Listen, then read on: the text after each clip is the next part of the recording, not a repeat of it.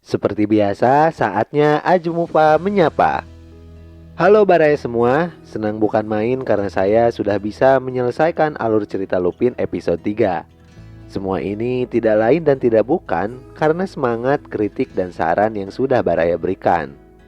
Terima kasih untuk Baraya Rizal, Baraya Generasi Milenial, Baraya Akatirta Praja, Baraya Muhammad Ramadan, Baraya Perdi, dan spesial untuk Teteh Siti yang sudah sangat penasaran dengan alur cerita Lupin episode 3.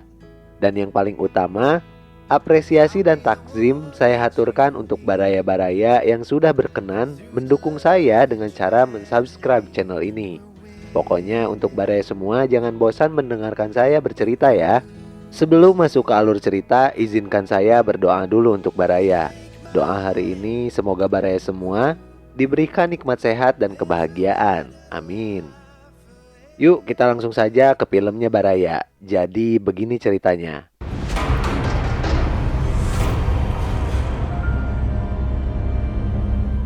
Lupin episode 3 dibuka dengan scene yang mengantarkan kita ke rumah Dumon yang kini sudah terlihat sedikit tua. Dumon versi tua ini mengingatkan saya kepada artis dangdut kenamaan Indonesia, yakni Caca Handika. Dumon ini terlihat begitu sangat menyayangi istrinya.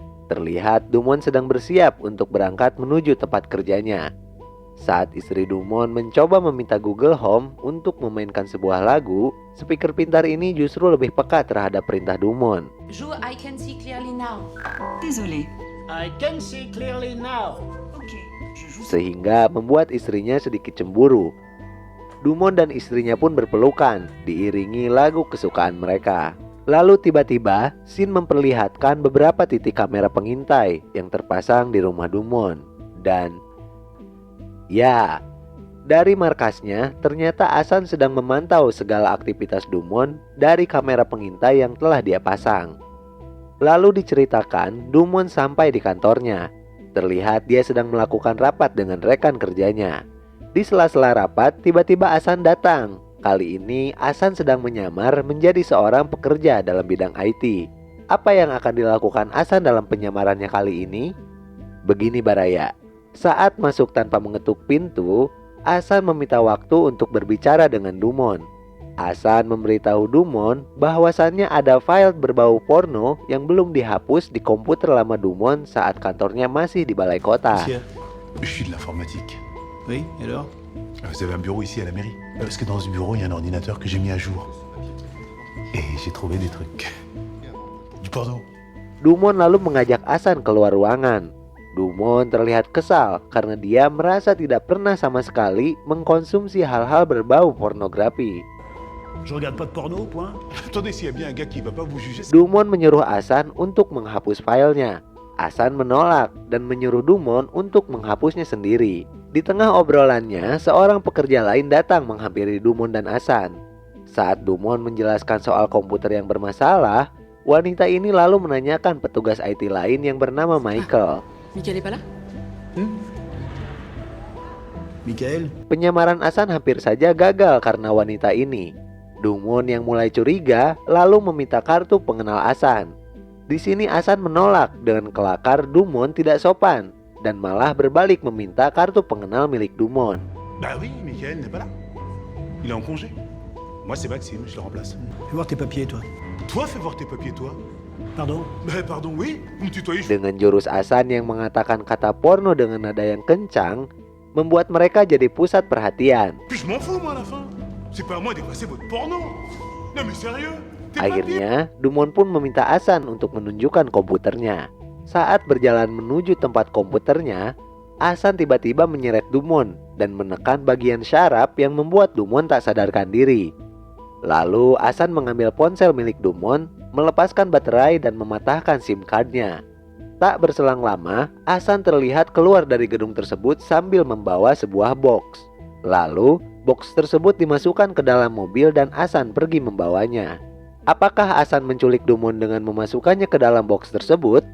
Oke Baraya, mari kita sama-sama temukan jawabannya. Singkat cerita, Asan sampai di suatu tempat. Terlihat Dumon sedang disekap dengan tangan terborgol di kursi. Nah Baraya, itulah tujuan Asan menyamar sebagai petugas IT. Dia menyamar sebagai petugas IT untuk menculik Dumont. Kembali ke film, Dumont lalu bangun dari pingsannya dan Hasan bersiap untuk mulai menginterogasi Dumont.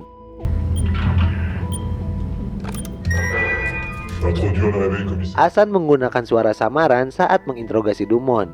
Interogasi dimulai dengan slideshow foto Babakar untuk membantu Dumont agar dapat mengingat kembali kejadian 25 tahun yang lalu.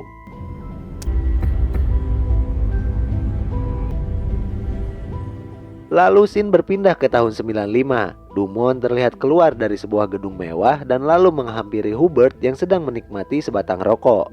Diceritakan mereka membahas soal Babakar dalam kasus pencurian kalung. Nah, ini sedikit penegasan dulu Baraya. Jadi, diceritakan pada adegan ini, Dumont belum menjadi polisi yang jahat seperti yang diceritakan Nyonya Pellegrini. Dalam posisi sekarang, Dumont masih menjadi polisi yang netral dan berjiwa idealis. Kembali ke film, seperti para pengusaha dan pejabat di negeri Wakanda, Hubert yang dekat dengan kekuasaan mengintervensi Dumont agar melakukan tugas sesuai dengan keinginannya. Il faut qu'il avoue. Faites votre travail. Dia menyuruh Dumont agar membuat Babakar mengaku dan segera menghukumnya. Karena Dumont masih menjadi polisi yang baik, dia justru menyerang Hubert dengan membongkar kejanggalan polis asuransi kalung yang tiba-tiba dinaikkan Hubert sebelum kalungnya hilang. Vous avez fait réévaluer la police d'assurance du collier à la hausse quelques jours avant le vol. Pourquoi vous avez fait ça? Hubert mengelak dengan alasan itu semua dia lakukan atas saran para kolektor yang mengatakan bahwa kalungnya terlalu murah. Collectionneur qui m'a dit que le collier était largement sous-évalué. Jadi sederhananya mah, jika polis asuransinya dinaikkan, maka kemungkinan harganya pun akan tinggi. Dumont lalu mengatakan kepada Hubert bahwa tuduhan pada Babakar tidak akan terbukti karena Babakar tidak punya catatan kriminal.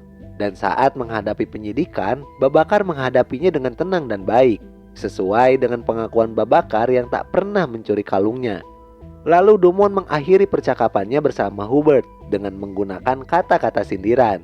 Dumont mengatakan bahwa penjahat terburuk justru tidak mencurigakan. Non. Parfois les pires canailles sont celles qu'on soupçonne le moins. Lalu Sin kembali ke tempat Dumont diinterogasi.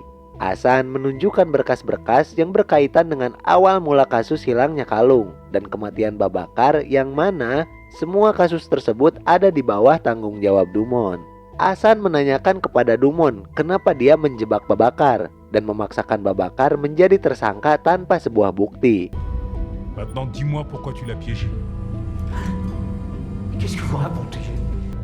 T'as jamais retrouvé ce collier? Parce que t'avais qu'un vague suspect. Hasan juga menyinggung cerita dari Nyonya Pellegrini yang mengatakan kalau Dumont sudah membohongi Babakar yang berjanji akan mengurangi masa hukuman dengan modal sebuah kertas pengakuan palsu. Dumont mengelak dan berdalih kalau dia mempunyai bukti dan motif.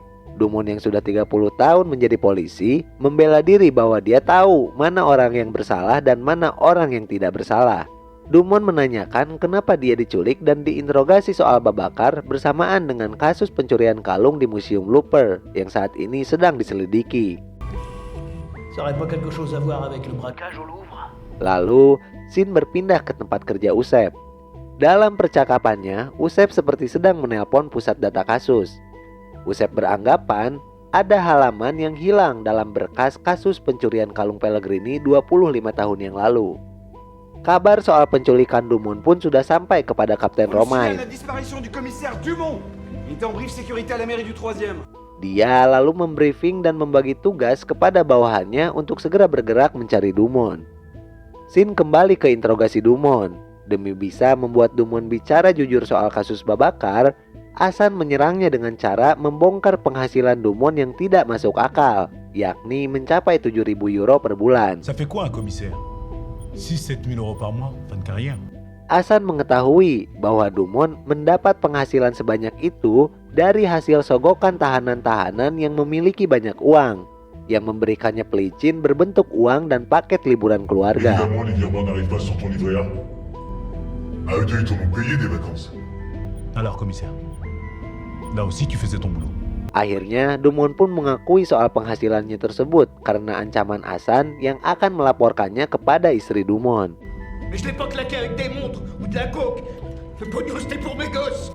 Dumon masih tak mau mengaku soal keterkaitannya dengan kematian Babakar. Kepada Hasan, Dumon mengatakan bahwa dia tahu Babakar adalah ayah yang baik yang pada saat itu sedang berjuang untuk membesarkan anaknya.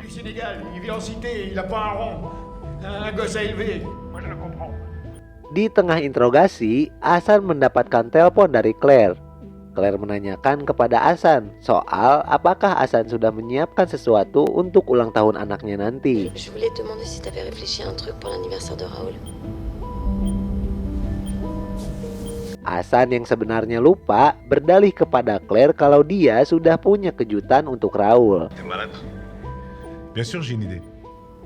Mais c'est une surprise. Claire yang tak yakin karena tahun sebelumnya Hasan lupa ulang tahun anaknya, bertanya tentang apa yang membuatnya sangat sibuk. Claire pun meminta Hasan agar mau menceritakan masalahnya kepada Claire, walau sekarang mereka tak lagi berstatus suami istri. Obrolan dengan Claire membuat Hasan flashback. Lalu scene berpindah ke masa di mana pertama kali Hasan dan Claire bertemu. Diceritakan di dalam kelas, Claire sedang digoda oleh siswa-siswa yang ada di dalamnya. Lalu Hasan tiba di kelas. Melihat Claire sedang diganggu, Hasan lalu menghampiri seolah sudah kenal dengan Claire. Kedatangan Hasan membuat siswa-siswa tersebut kesal dan hampir menghajarnya. Namun secara kebetulan, guru yang akan memberikan pelajaran datang ke kelas dan akhirnya membuat mereka membubarkan diri. Hasan menanyakan kondisi Claire setelah diganggu tadi. Claire pun berterima kasih kepada Hasan dan mengajaknya berkenalan. Claire memuji Hasan seolah Hasan adalah kesatria yang mau melindungi wanita. Tak seperti anak-anak yang mengganggunya tadi, yang seperti pengecut dan barbar. Puis t'as les chevaliers, un peu comme toi d'ailleurs, qui pensent que les femmes sont des petites choses fragiles qui ont toujours besoin d'être protégées. Scene berpindah ke Polda Metro Jaya. Terlihat Sophia dan rekan-rekannya sedang sibuk dalam misi pencarian Dumon yang kini sedang diculik. Seorang polisi mengatakan bahwa dia memiliki sebuah petunjuk. Dia menemukan keanehan soal mobil yang diyakini mereka membawa Dumon. Lalu Usep mencoba membantu dengan melacak posisi Dumon dengan GPS yang ada di ponsel milik Dumon. Scene lalu berpindah lagi ke tempat interogasi Dumon. Hasan menunjukkan kamera pengintai yang sudah dia simpan di beberapa titik rumah Dumon. Hasan mengancam Dumon dengan teknologi manipulasi video. Karena Hasan sudah memiliki stok video berupa gestur dan suara Dumon yang dalam teknologi bisa digunakan untuk keperluan deepfake. Ça s'appelle un deepfake. La corruption, c'est ma grande passion. J'ai un froid. Ton visage, tes mimiques, ta démarche, j'en ai des heures. Saat mulai terpancing, Dumon pun berteriak dan marah kepada Hasan karena menurutnya dia sudah mengatakan apa yang diminta oleh Hasan. Hasan yang juga terpancing dalam momen ini justru membuat blunder. Dia berbalik memarahi Dumon yang menurutnya berbohong dengan mengatakan kenapa Dumon menjebak ayahnya.